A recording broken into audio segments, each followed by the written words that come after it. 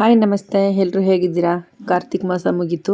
ಇವಾಗ ಎಲ್ಲರ ಮನೇಲೂ ನಾನ್ ವೆಜ್ ಅಲ್ವಾ, ಹಾಗಾಗಿ ನಮ್ಮ ಮನೇಲೂ ಕೂಡ ನಾನ್ ವೆಜ್ ಮಾಡಿದ್ವಿ. ಮಟನ್ ಸಾಂಬಾರು ಮತ್ತು ಕೈಮಾ ಉಂಡೆ ಮಾಡೋಣ ಅಂತ ಅಂದ್ಬಿಟ್ಟು ಮಾಡ್ತಾಯಿದ್ದೀನಿ. ಸ್ವಲ್ಪ ಕುಕ್ಕರ್ಗೆ ಎಣ್ಣೆ ಹಾಕಿ ಈರುಳ್ಳಿ ಮತ್ತು ಅರಿಶಿನ ಪೇಸ್ಟ್ ಮಾಡಿ ಇಟ್ಕೊಂಡಿದ್ದೀನಿ. ಈ ಥರ ಈರುಳ್ಳಿ ಅರಿಶಿನ ಪೇಸ್ಟ್ ಹಾಕಿ ಅದಾದಮೇಲೆ ಒಂದು ಅರ್ಧ ಸ್ಪೂನಷ್ಟು ಶುಂಠಿ ಬೆಳ್ಳುಳ್ಳಿ ಪೇಸ್ಟು ಹಾಕ್ಕೊಂಡು ಸ್ವಲ್ಪ ಚೆನ್ನಾಗಿ ಫ್ರೈ ಆದಮೇಲೆ ಒಂದು ಅರ್ಧ ಕೆಜಿಯಿಂದ ಮುಕ್ಕಾಲು ಕೆಜಿ ಆಗೋಷ್ಟು ಮಟನ್ ತೊಗೊಂಡಿದ್ದೀನಿ. ಮಟನ್ಗೆ ಸ್ವಲ್ಪ ಉಪ್ಪು ಹಾಕ್ಬಿಟ್ಟು ಚೆನ್ನಾಗಿ ಫ್ರೈ ಆಗ್ಲಿಕ್ಕೆ ಇಟ್ಟಿದ್ದೀನಿ. ಅಷ್ಟರಲ್ಲಿ ಸ್ವಲ್ಪ ಮಸಾಲೆ ರೆಡಿ ಮಾಡ್ಕೊಳ್ಳೋಣ.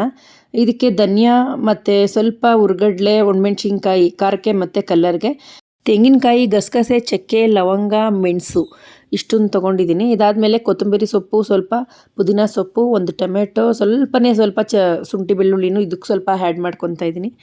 ಇಷ್ಟನ್ನು ಹಾಕ್ಕೊಂಡು ಸ್ವಲ್ಪ ಇದಕ್ಕೆ ನೀರು ಹಾಕ್ಕೊಂಡು ನುಣ್ಣಗೆ ರುಬ್ಕೋಬೇಕು.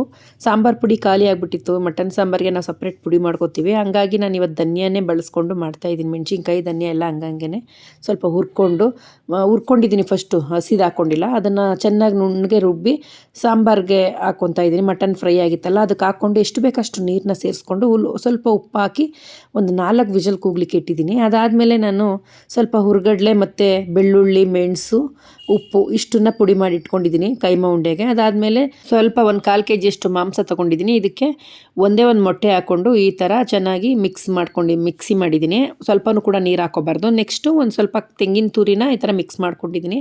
ಅದಾದಮೇಲೆ ನಾನು ಆಲ್ರೆಡಿ ಮಸಾಲೆ ರುಬ್ಬಿದ್ನಲ್ಲ, ಆ ಮಸಾಲೆನೂ ಸ್ವಲ್ಪ ಸೇರಿಸ್ಕೊಂಡಿದ್ದೀನಿ. ಎಲ್ಲನೂ ಸೇರಿಸ್ಕೊಂಡಿದ್ದಕ್ಕೆ ಸಣ್ಣದಾಗಿ ಹಚ್ಕೊಂಡಿರೋ ಈರುಳ್ಳಿ, ಸ್ವಲ್ಪ ಕೊತ್ತಂಬರಿ ಸೊಪ್ಪು, ಬೇಕಂದರೆ ಸಬ್ಬಕ್ಕಿ ಸೊಪ್ಪು ಹಾಕ್ಬೋದು. ನಾನು ಇವತ್ತು ಹಾಕಿಲ್ಲ. ಇದನ್ನೆಲ್ಲ ಚೆನ್ನಾಗಿ ಮಿಕ್ಸ್ ಮಾಡಿಕೊಂಡು ಉಂಡೆಗಳು ಮಾಡಿ ಇಟ್ಕೋಬೇಕು. ಉಂಡೆಗಳನ್ನು ಮಾಡಿಟ್ಕೊಂಡು ಸಾಂಬಾರಿಗೆ ಇದನ್ನು ಒಂದೊಂದೇ ಬಿಡ್ತಾ ಬರಬೇಕು. ಆಲ್ರೆಡಿ 4 ವಿಷಲ್ ಕೂಗಿಸ್ಕೊಂಡಿದ್ದೀನಿ. ಒಂದು 15 ನಿಮಿಷ ಬೇಯಿಸ್ಕೊಂಡ್ರೆ ಸಣ್ಣ ಉರಿಲಿ ಉಂಡೆಗಳು ಚೆನ್ನಾಗಿ ಬೇಯುತ್ತೆ. ತುಂಬಾ ಚೆನ್ನಾಗಿರುತ್ತೆ ಮಟನ್ ಸಾಂಬಾರು. ಈ ಥರ ಮಾಡಿ ಟೇಸ್ಟ್ ಮಾಡಿ ಹೇಗೆ ಬಂತು ಅಂತ ಕಮೆಂಟ್ ಮೂಲಕ ತಿಳಿಸಿ. ನೆಕ್ಸ್ಟ್ ವಿಡಿಯೋಗಳಲ್ಲಿ ಸಿಗೋಣ. Thank you for watching.